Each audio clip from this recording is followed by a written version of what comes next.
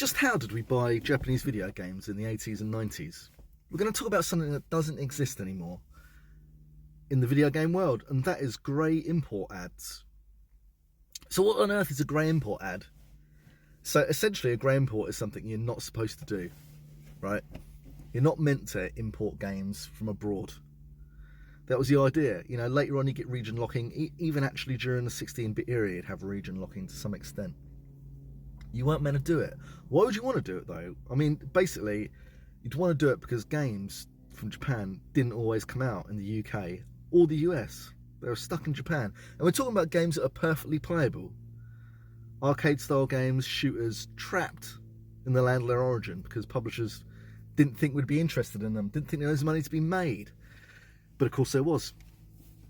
And of course there was a want for them because we wanted them. We wanted to import them any which way we could, which was extremely difficult in these days. Bear in mind, no internet, no eBay, no marketplaces at all. We are shooting in the dark, right? How do we do it? So we did it via the grey import ad. What we're talking about are magazines like CVG, Mean Machines. Apart from the game reviews, you'd get pages of ads dedicated, usually no colour, no screenshots, dedicated to lists of games that you could buy. Some of them I could think of were like Raven Games, Console Concepts, Advanced Console Entertainment, Shikana Consoles, Dream Machines 2, Telegames. So basically you get lists, you get headings of consoles, you get lists of games with the price. Some of them would say TBA, usually for games that hadn't come out yet. These were absolute horseshit, some of them, because they were just to give you an idea of what they could have. It didn't mean they had the stock, really, because you get listings for like Galaxy Force or Strider on the Super Graphics, which obviously never existed, but they were meant to like sort of glean interest. Some of them would have a grainy image, kind of tease you in. So yeah, it wasn't all imported stuff as well. They did have like PAL and stuff, but you'd get USA and Japanese games on these lists as well. So what you'd have to do, you'd have to phone up a credit card at the ready to get these games. Sometimes you'd have never seen the game. You'd never seen anything of them. Just an interesting title would prompt you to phone up. Just literally a punt in the dark. I can remember phoning up Raven Games to get Breakers from the Neo Geo CD. Now, I'd never seen Breakers. I thought Breakers was just an interesting name. Phoned up, do you have Breakers in stock? I want to buy it. The guy actually said, don't bother with Breakers. We've got Real Bout Special in stock. Fatal Fury, Real Bout Special. This is for the Neo Geo CD. Now, I knew what I already had Fatal Fury games. I was familiar with the original Real Bout, and he's saying, get Real Bout Special. I'm fucking glad I did, because that was one of the best purchases of my life, on advice. Real Bout Special come, I'd never seen anything like it. The graphics, the playability were amazing. The soundtrack, people complain about the loading on the Neo Geo CD. They're stupid, honestly. Have they ever loaded a tape from the Amstrad CPC or the Spectrum? It's less than that. Have they ever loaded an Xbox One game? Neo Geo CD games less than that. Unless you're talking about King of the Fighters games after 94. Right. The soundtracks on the Neo Geo CD are among the best of any system that ever came out. Right, let's be real about that, right? Especially considering the size of the library, the quality of the soundtracks, absolutely fantastic, and Real Bout Special is one of the very best. What a boon that was. That was an amazing purchase. On a recommend. Another one. Another time I'd phoned up to get Super Sidekicks 2. Right, fantastic football game for the Neo Geo CD. Paid my money. The guy must have written down SS2 and handed it to someone, because what actually turned up was, I didn't know this was even released at the time. I'd seen the first one.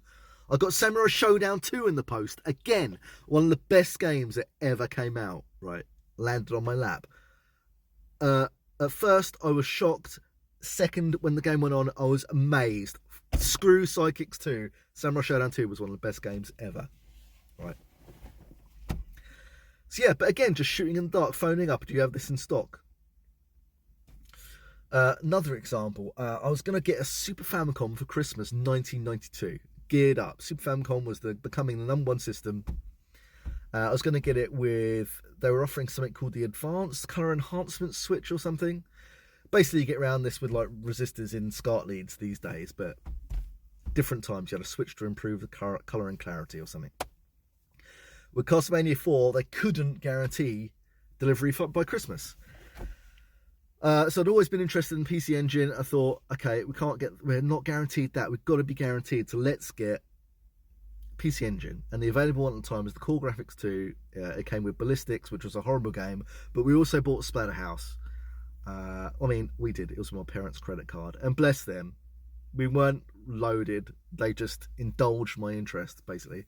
So you got the PC Engine Core Graphics 2, and it was one of the best purchases of my life, obviously, because you've always been interested in the PC Engine, and I've been a PC Engine person ever since. Right.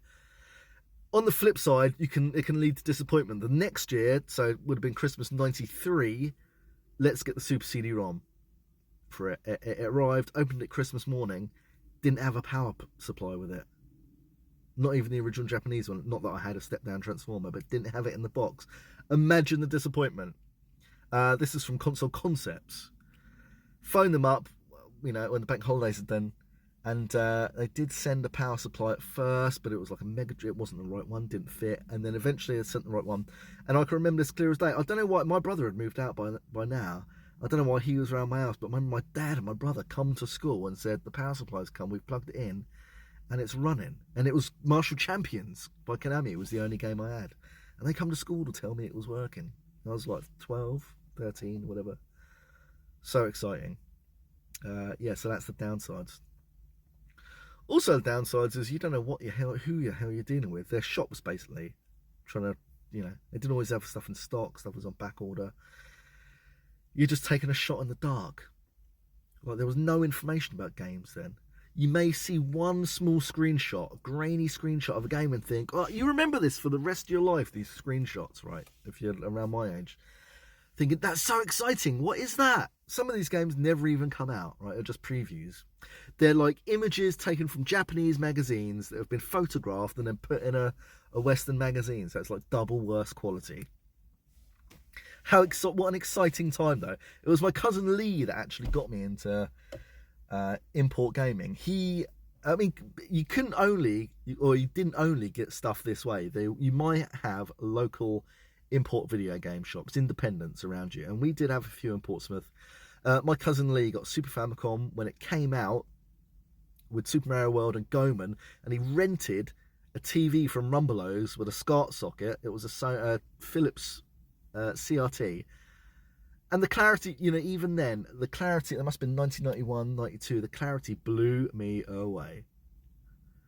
So immediately after that, I went and got an RGB SCART lead for my UK Master System, and that was me. From that, and then I got a TV with a SCART socket as an 11-year-old. I think I got it for passing some exams, and that was me. So we're RGB'd now. We've got the best clarity. We're getting into import games consoles, and that was the rest of my gaming life set up from then on in.